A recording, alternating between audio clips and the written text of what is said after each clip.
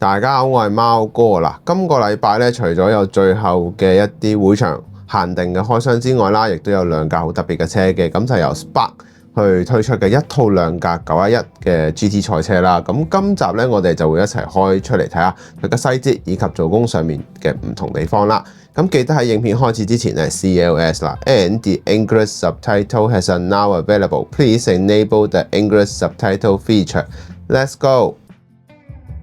保時捷嘅全新系列911 RSR 咧喺2019年咧咁就亮相咗啦。咁呢款車咧其實係配合翻全新 FIA 嘅 GTE 規格而做嘅，亦都交由呢個 Weissach 嘅研究中心啦喺操刀之下咧進行一個全面嘅升級啦，由內到外嘅。咁其實之後呢一部車咧亦都參與咗多項嘅耐力賽啦以及錦標賽嘅，咁啊攞咗唔少嘅冠軍啦。咁呢一架車亦都戰績彪炳嘅，喺2017年。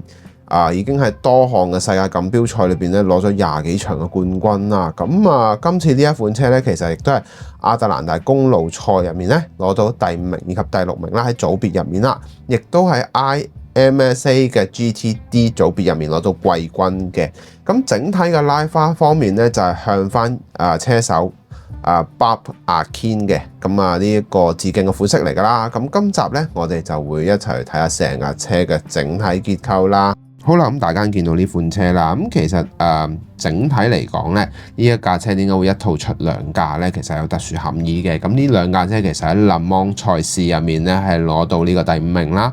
咁 Spark 咧今次咧用上咗可口可樂拉花，大家會有一個錯覺就係喂，微影永遠都好似成日都會將啲可口可樂拉花放喺唔同嘅地方，其實真係有呢架車嘅。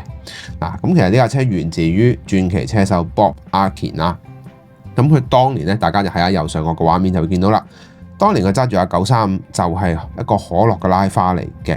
咁佢喺1983年嘅 GTP 組別入面咧，就攞到一個年度嘅冠軍啦。咁其後呢一架車咧，亦都安放咗喺962上面嘅。咁我相信日後咧，亦都會見到呢一啲車啦，例如935、962呢啲款式啦。咁喺細節嘅做工方面咧，比起過往咧係進步咗好多嘅，可以睇到個光澤度啦，以及整體嘅實淨嘅拉花嘅感覺咧係非常之清晰啦。咁其實另一個焦點就係可口可樂咧，令你會有一種好似根深蒂固嘅顏色咧，呢一種紅白拉花嘅顏色咧，非常之親民啦。咁亦都喺焦點上面咧，亦都會好容易睇到可口可樂嘅蹤跡嘅。咁兩邊嘅設計咧係有少少嘅唔同啦。咁色彩嘅銳利度亦都比起過往係鮮豔咗嘅。咁我會攞其中一款嘅911去做一個講解啦。咁我哋事不宜遲啦。好啦，咁大家已經睇到呢部車啦，咁我就會概括去講嘅。咁第一點當然就係一個小彩蛋嚟嘅。咁呢一個額頭貼呢，大家會話有咩咁特別啊？咁其實當年阿金戰績彪炳嘅嗰款車呢，即係935呢，就係呢一個額頭嚟㗎。咁呢一度保時捷呢，依然有還原到啦。咁第二點呢，當然就係車頭冚嘅部分啦。大家會見到呢。整體嘅結構咧較為複雜嘅，如果撇除咗可口可樂呢個 logo 之後咧，大家會見到佢嘅頭冚係非常之凹凸不平啦，因為例如睇到911嘅地方啦 ，IMSA 呢啲位置啦，全部都係有凹凸效果嘅，咁所以咧佢係有花過苦功嘅 Spark 喺呢一度啦。咁第三點呢，一個少少嘅注意位置咧，就係喺呢個入油箱嘅部分啦，細節居然係有做到字嘅，做得相當之唔錯，我都預咗佢應該未必有噶啦。另外咧，嚟到車側呢一個部分啦，當然值得留意嘅就係車門窗後面嘅呢一個我哋叫做疏氣窿嘅部分啦。咁其實呢一個位置咧有一個數字面板嘅，放大睇每一粒點咧都係清晰嘅。我都預咗佢呢個位咧應該做得硬係會爭少少嘅啦，因為佢始終呢個凹凸不平嘅位咧做一啲痕跡嘅位置係比較困難嘅。咁冇諗到呢度做得依然係非常之工整啦。咁頭鏟嘅部分咧，即係頭鏟伸延至側裙嘅部分咧，個突出度咧亦都適中嘅，唔會話過分啦。咁呢一度咧，大家可以做少少手腳嘅，就係側裙嘅位置呢一個位咧，做翻上色咧，點一點睛咧，成個感覺就會再好啲啦。同埋今次咧呢一個白色嘅拉花咧，其實係由車頭一路伸延帶動呢條律動嘅可口可樂經典嘅線條啦，由車頭冚一路伸延至前沙板，再伸延到車尾，甚至去到尾翼嘅部分嘅。成架車咧係貫穿晒成條線條啦。咁呢一個質感咧，嗰個整體嘅一個一致性咧係非常之高啦，唔會令你感覺好似中間有種好似不協調同埋有一種斷裂嘅感覺啦。嗱，咁最主要咧，另外一點大家就會話喂，點解佢個911咧，啲人一拎起手就話喂，佢係咪透咗底？其實大家睇翻真車圖片咧，佢真係咁嘅色㗎。佢個白色字下面咧係帶有少少輕微嘅粉紅嘅。咁呢一點咧，Spark 咧喺做呢個顏色準確度上面咧係的確有還原到應該要有嘅細節啦。咁呢個亦都做得唔錯嘅。咁啊，亦都有呢個 GTLM 嘅組別啦。咁呢度亦都有俾翻你嘅。咁呢度應該有嘅細節全部有晒啦。嗱，咁作為 Spark 咧，當然會有一個着重嘅位置，當然就係天線嘅部分，亦都作為佢哋喺保時捷上面最耍家嘅地方啦。兩架車嘅天線咧係採用咗唔同嘅設計嘅，我俾大家睇睇先嚇。嗱，大家會睇到啦，一個咧係有一點嘅，一個咧係就咁一條天線嘅。咁呢一啲位置咧，亦都可以睇到佢喺細節上面嘅細心啦。大家唔好以為喂，佢淨係換咗隻拉花就算嘅，咁其實就唔係嘅。有一啲位置佢應該要有嘅細節位置咧，依然都有俾翻你啦。喺車頂咧，甚至伸延到車尾沙板嘅部分咧，我自己終於覺得比較滿意嘅就係佢今次喺光油上面嘅表達嘅感覺咧，真係較為實淨啦，貼近翻我哋想要嘅效果啦。咁呢一啲咧，亦都係大家好想見到嘅嘢啦。咁啊，越做越好噶啦。Spark 喺呢啲位置啦，尾翼嘅質感咧，亦都係豐富嘅。唔會話，因為佢採用一個反勾翼嘅設計啦，咁啊呢一度咧依然都係有俾到你應該要有嘅效果嘅，做得相當之唔錯啦。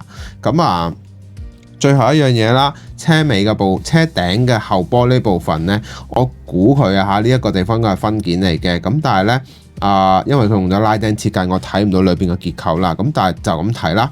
邊緣位置係冇任何嘅毛邊同埋虛化嘅出現，呢一樣嘢係我哋都好想見到，因為燒光咧，你光面配上燒光之後咧，嗰啲雜骨線咧睇得非常之清楚，好容易會睇到佢有冇毛邊啊、漏爆嗰啲感覺嘅。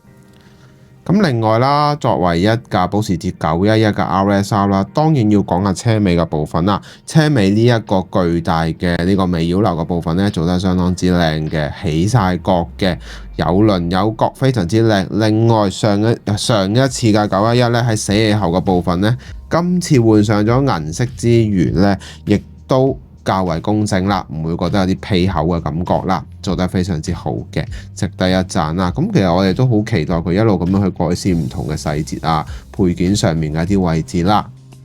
咁但係冇辦法啦，大家都係依然講嗰句啦，我都好想佢快啲轉翻做螺絲底，因為你透過螺絲底咧，你可以睇到內部嘅結構係點樣嘅細節。因為好可惜嘅一樣就係睇到佢裏邊個車架咧嘅邊緣位置咧係非常之精神㗎，比起以前嗰個效果係更加銳利啦、立體啦，以及整體嘅骨感嘅線條咧，應該要咁講啦。我幾中意佢今次個防滾架嘅部分啊，做得好靚㗎，好乾淨啊，而且咧因為白色咧，你更加睇到佢邊緣有冇任何嘅毛邊啊，咁呢度完全都冇嘅，做得相當之豐富，我自己覺得真係唔錯嘅。好啦，嚟到今集嘅可購買指數啦，我會以一套兩架嘅 CP 值去講嘅。整體嘅可購買指數咧，我會俾佢8.8分啦。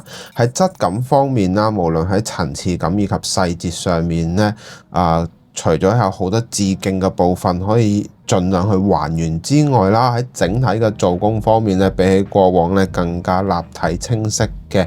呢樣亦都睇到我哋佢越嚟越進步嘅一個地方啦。咁希望佢最緊要咩啊？尾燈係啦，希望日後佢可以再改善啦。咁我亦都期待佢之後出嘅962或者935嘅配色嘅。咁亦都可以一次過儲齊呢一套可口可樂嘅經典款式嘅。咁大致係咁啦，我哋去做總結啦。好啦，咁大家睇晒兩部車啦，咁我亦都期待其後佢推出嘅款式嘅。大家有啲咩諗法呢？歡迎留言話我知啦。下一集咧當然繼續開翻 MDX 系列嘅車啦。最後一樣嘢就係，如果你覺得呢條影片好嘅話，希望你可以俾留言我啦。最緊要俾呢個影片俾個 like 我啦，當係一個支持啦。最後歡迎你訂閱我個頻道。咁我哋下集見啦，拜拜。